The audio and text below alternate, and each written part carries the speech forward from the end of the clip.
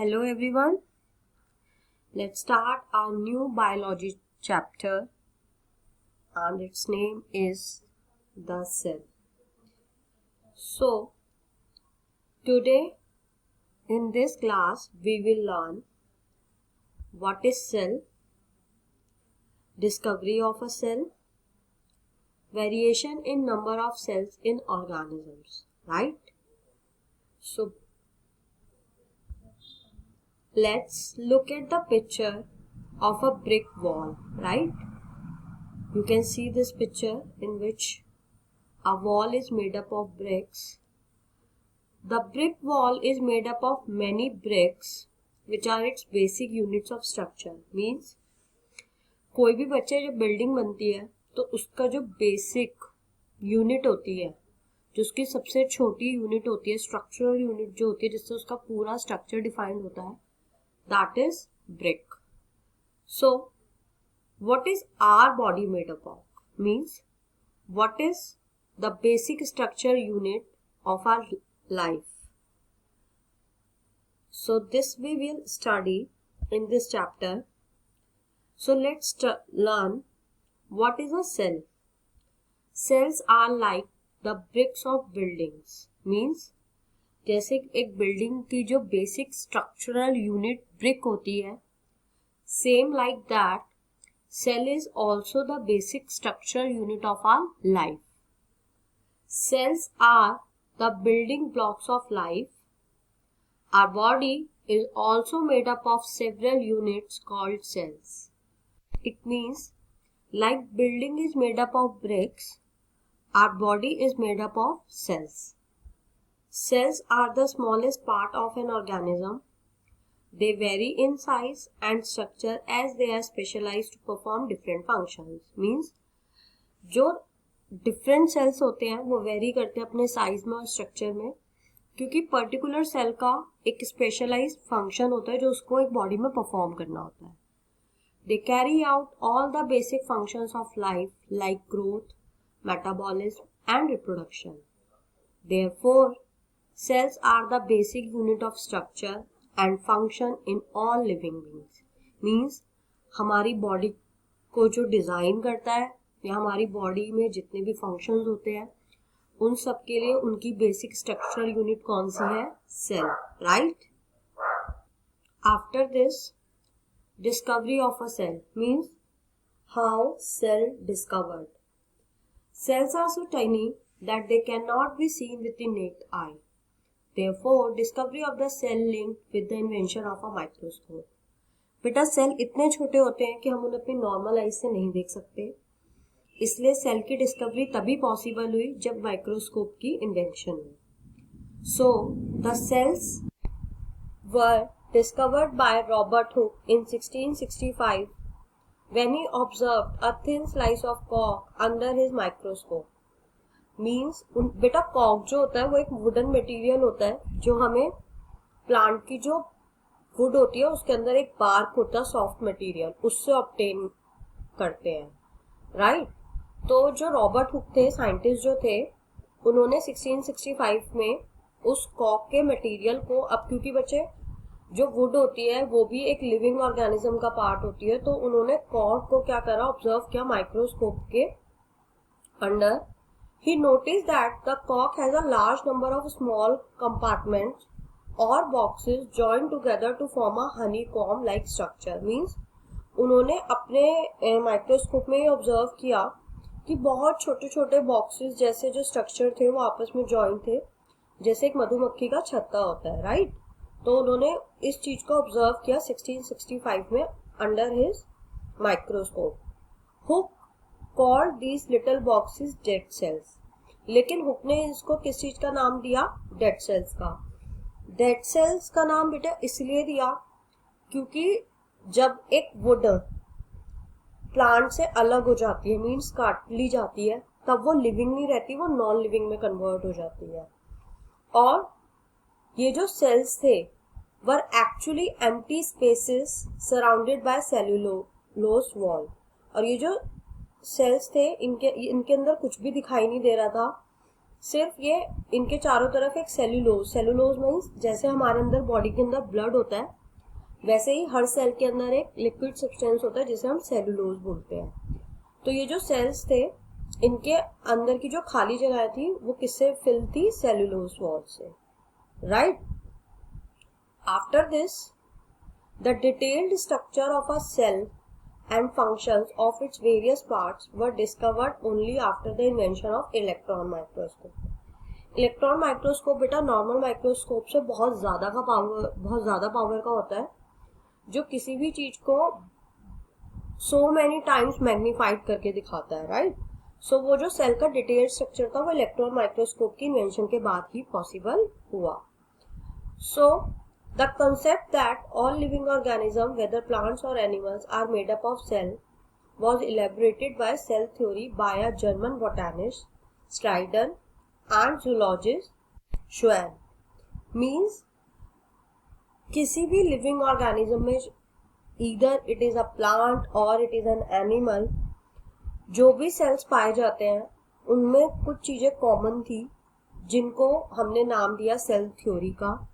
और ये थ्योरी किन्होंने बनाई थी? जर्मन बोटानिस्ट मीन्स जो प्लांट्स के साथ डील करते हैं, श्लाइडन, एंड जूलॉजिस्ट जो एनिमल्स के साथ डील करते हैं, शुआन ने, राइट। सो दीज पॉइंट्स और this theory states that cells are the structural and functional units of living organism. Means किसी भी लाइफ का जो स्ट्रक्चर और फंक्शनल यूनिट होती है बेसिक, वो क्या होती है? Cell. Second, cells arise by the division of pre-existing cells means जो न्यू सेल फॉर्म होते हैं वो पुराने सेल्स से ही रिप्रोड्यूस करते हैं, right. So these were the 2 points of the cell theory. After this, how can we study cells? The cells are studied with the help of a microscope to differentiate and identify its various parts. The cells are colored with some dye means जब भी हम sales को microscope के अंदर observe करते हैं तो हम उसे किसी भी कलर से डाई करते हैं। The dye is called stain and the process of colouring is called staining, right. जो डाई होती है, जो कलर्ड सब्सटेंस होता है, उसको हम स्टेन कहते हैं और इस प्रोसेस को स्टेनिंग बोलते हैं। The stain cells are mounted on a clean slide and observe on under a microscope. जो सेल्स हमने स्टेन किए होते हैं मीन जिनको कलर किया होता है उसको हम क्लीन स्लाइड मतलब एक स्ट्रिप होती है ग्लास की, उसके ऊपर हम रखते हैं और उसको माइक्रोस्कोप के अंदर ऑब्जर्व करते हैं। After this we will study variation in number of cells in organisms. Means जितने भी लिविंग ऑर्गेनिजम्स इस अर्थ पे पाए जाते हैं बच्चे, उनमें डिफरेंट नंबर ऑफ सेल्स होते हैं। So, according to the number of cells, the organisms are categorized into 2 categories. One is unicellular and second is multicellular. So, first we will learn about unicellular organisms. Some organisms like bacteria, amoeba, euglena, paramecium, chlamydomonas and yeast are formed of only one cell. ये जितने भी organisms के बच्चे मैंने यहाँ पे नाम लिए, ये सारे ऐसे ऑर्गेनिजम्स हैं जिनके अंदर सिर्फ एक ही सेल होता है। That's why they are called unicellular. Uni means single, cellular means cell. In unicellular organisms all the life processes are performed by a single cell. अब क्योंकि एक ही सेल होता है तो इनके अंदर जितने भी इनके लाइफ प्रोसेसेस होते हैं, ग्रोथ, रिप्रोडक्शन, रेस्पिरेशन, ये सारे लाइफ प्रोसेसेस वो एक ही सेल इनके अंदर परफॉर्म करता है जो दूसरे ऑर्गेनिजम्स के अंदर डिफरेंट सेल्स करते हैं, राइट। फॉर एग्जाम्पल अमीबा और paramecium capture and digest food, respire, excretes, grows and reproduces. Amoeba, paramecium बच्चे सारे ही ये काम सिर्फ एक ही सेल से करते हैं। Eggs are single cell structure और कोई भी ऑर्गेनिज्म जब अपना एग देता है तो उस टाइम पे जो उनका एग होता है वो भी क्या होता है? एक सिंगल सेल होता है, right? After this, let's study about multicellular organisms. Multi means many, cellular means cell. Organisms that are made up of many cells are called multicellular organisms. In them, the number of cells may reach up to billions or trillions. In multicellular organisms, different functions are carried out by different cells. Right? अब इसमें क्या होता है, जैसे अलग अलग sales होते हैं तो पर्टिकुलर सेल का एक स्पेशलाइज फंक्शन होता है, वो सेल वही काम करता है. The cells dedicated to one function become specialized to perform that function more efficiently. अब होता है ना, जैसे हर बच्चे में अलग अलग टैलेंट होता है, किसी की ड्राइंग बहुत अच्छी होती है, कोई डांस में बहुत अच्छा है, तो वो काम करते करते आप उस चीज में क्या होते हो, स्पेशल बन जाते हो, स्पेशलाइज तरीके से उस काम को करने लगते हो. सेम उसी तरीके से जब एक सेल एक ही काम बार बार करता है तो उससे क्या होता है, वो उस काम में स्पेशलाइज हो जाता है और वो उस काम को, उस फंक्शन को बहुत एफिशिएंटली परफॉर्म कर पाता है as compare to other cells. A group of similar cells dedicated to perform a specific function is called tissue. अब क्या होता है, जैसे क्लास में होता है ना, पढ़ने वाले बच्चे अपना अलग ग्रुप बना लेते हैं, डांस में इंटरेस्टेड बच्चे अपना अलग ग्रुप बना लेते हैं, सिंगिंग में इंटरेस्टेड बच्चे अपना अलग ग्रुप बना लेते हैं. सेम उसी तरीके से बच्चे जो सेल्स एक जैसा काम करते हैं वो भी एक ग्रुप बना लेते हैं और उन ग्रुप ऑफ सेल्स को हम बोलते हैं tissue. Right?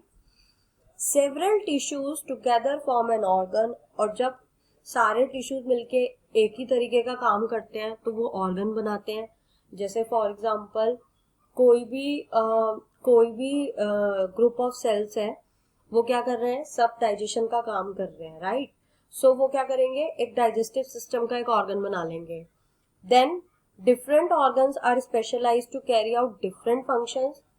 Several organs join together to form an organ system.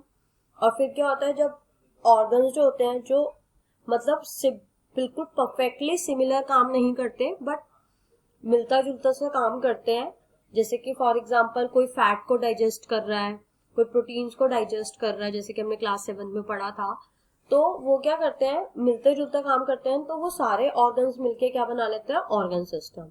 Means जैसे सब ऑर्गन्स ने मिलके डाइजेशन का काम किया तो उन्होंने कौन सा सिस्टम बना दिया, digestive system. Lastly many organ system join together to form a complete organism. और फिर लास्ट में बच्चे क्या होता है कि बहुत सारे डिफरेंट ऑर्गन सिस्टम मिलके क्या करते हैं, एक ऑर्गेनिज्म बनाते हैं. For example, we have digestive system, reproductive system, respiratory system, excretory system, right? And these all different organ systems join together to form a complete organism. That's all for today. Thank you so much, everyone.